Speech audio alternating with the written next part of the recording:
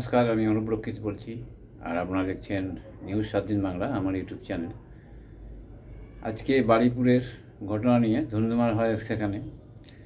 বারুইপুরে একটি 12-13 বছরের মেয়ের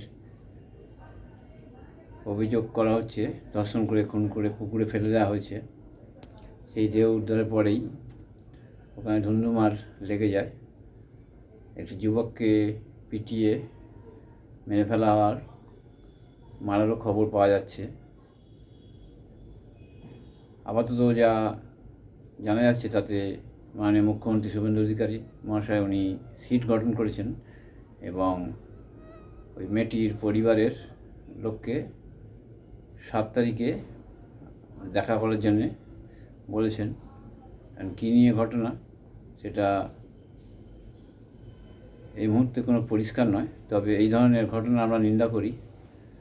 মানুষ চেয়েছিল একটু শান্তিতে এবং শিশু মহিলা নির্বিশেষে যাতে শান্তিতে থাকতে পারে এই বাংলায়। 15 বছরের দুঃশাসন শেষ হয়েছে, কিন্তু আবারও একের পর এক ঘটনা ঘটে চলেছে।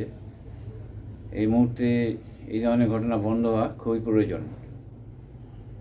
তো প্রশাসনিক দিক থেকে মুখ্যমন্ত্রী আশা করা যায় যথেষ্ট স্টেপ নেবেন।